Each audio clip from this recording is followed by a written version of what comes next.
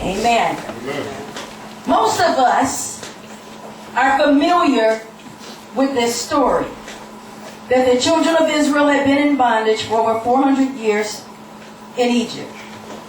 We know that God sent Moses to speak with Pharaoh so that Pharaoh would let the children of Israel go. We know that there were 10 plagues sent on the Egyptians. We know that eventually Pharaoh let the children of Israel go. We know that once he let them go, and they were on their way to the land that God had promised them, that Pharaoh's heart was hardened.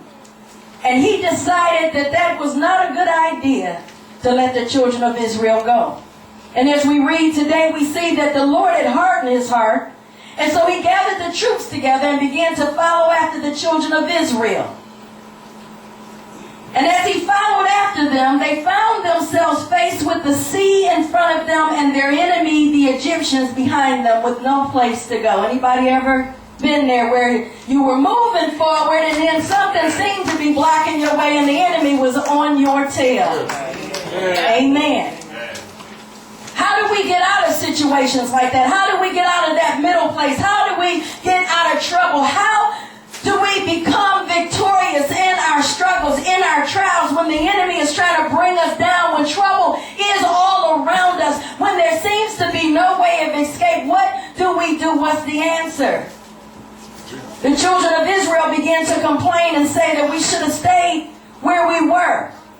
We should have stayed in bondage. We should have stayed in slavery. That's the point that many of us get to, that makes us backslide and go backwards and give up and quit and miss the promises and the blessings of God, the breakthrough that he has for us.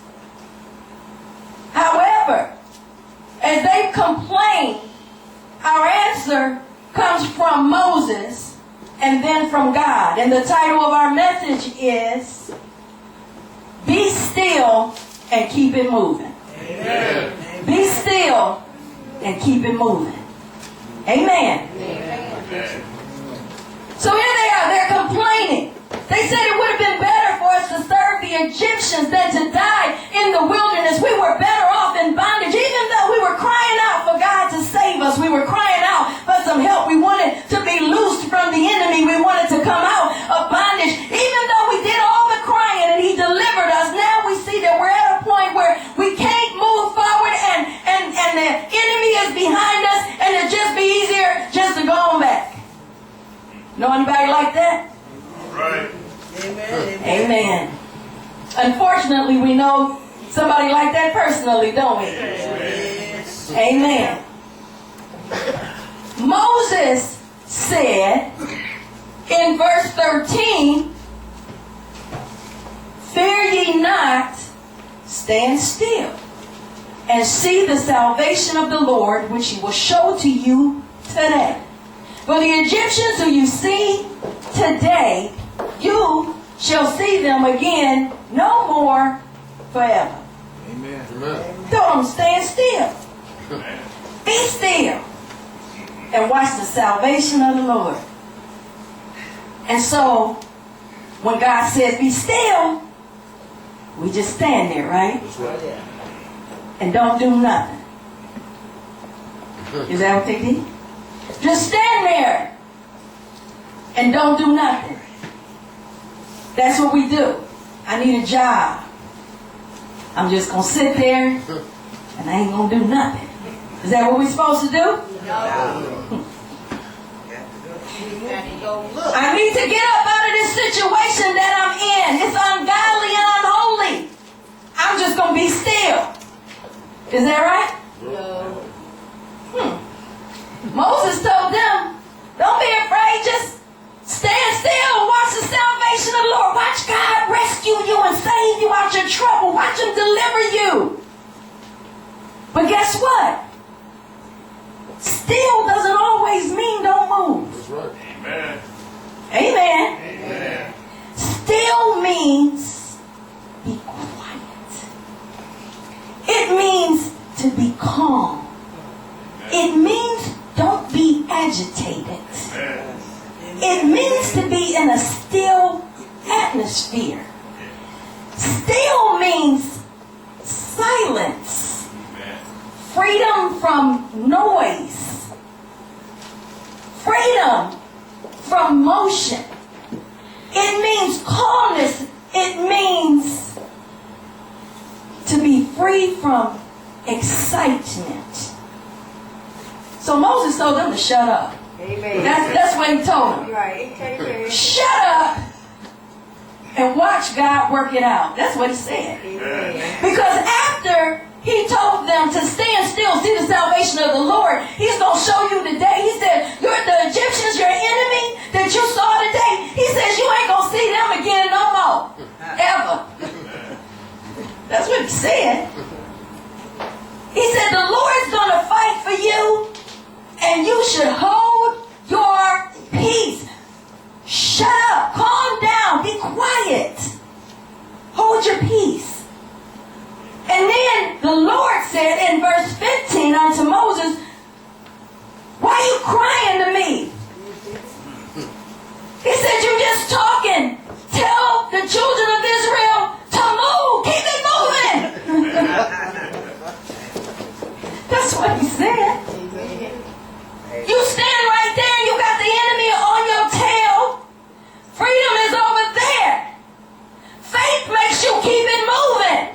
You don't have time to be complaining and murmuring and listen to people telling you, you shouldn't have tried. You should stay where you were. Oh, I should have stayed where I was. Even it wasn't good, but at least I knew what to expect. Now they chase me. Now the devil after me for sure. Now everything is just getting bad. Everything. And I'm just going, I'm going to just stand here.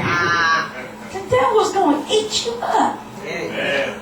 Amen. Amen. He's just waiting on us to stay there long enough. Amen. You think they was just going to stand still and then the Egyptians was just going to stand still? Well, we ain't going to move till they move. Amen. Not.